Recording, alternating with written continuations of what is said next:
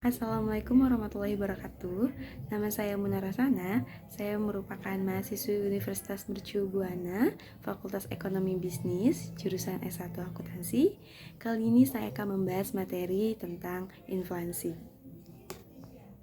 Nah, slide yang pertama yaitu membahas tentang pengertian inflasi.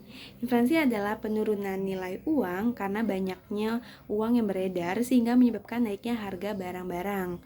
Nah, inflasi ini merupakan keadaan perekonomian negara di mana ada kecenderungan kenaikan harga-harga dan jasa dalam waktu yang panjang.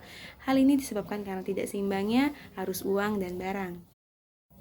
Selanjutnya yaitu slide yang kedua, yaitu tentang penyebab inflasi. Pertama, meningkatnya jumlah permintaan.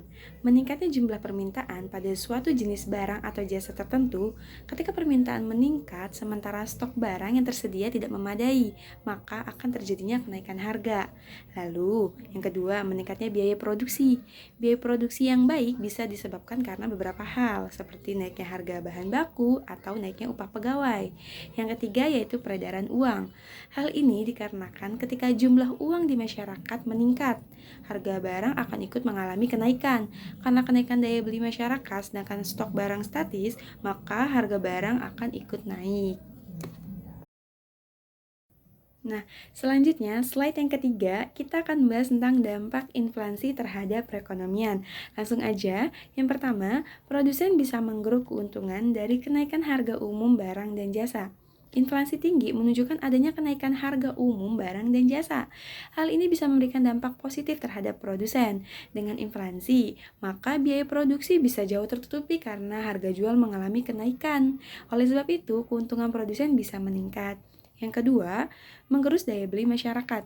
Inflasi yang tinggi bisa menyebabkan daya beli masyarakat melemah, apalagi bagi pekerja yang tidak memperoleh kenaikan gaji atau upah.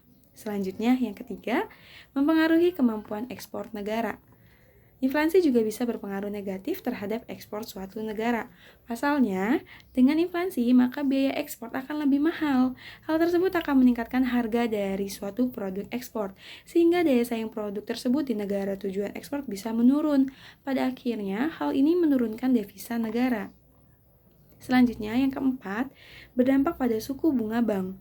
Kondisi inflasi yang rendah atau deflasi menunjukkan penurunan harga umum barang dan jasa secara drastis. Hal ini bisa membuat bank sentral mengambil kebijakan untuk menurunkan suku bunga acuan, sehingga bank-bank bisa menurunkan suku bunga kreditnya. Nah, yang terakhir yaitu yang kelima, mengurangi minat orang menabung di bank. Apabila inflasi rendah, maka bank sentral bisa menurunkan suku bunga acuan.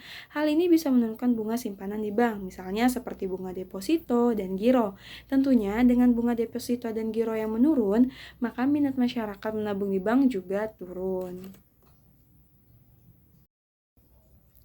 Nah, berikut penjelasan tentang materi inflasi. Semoga dapat dengan mudah dipahami. Kurang lebihnya mohon maaf. Wabillahi taufiq wal hidayah. Wassalamualaikum warahmatullahi wabarakatuh.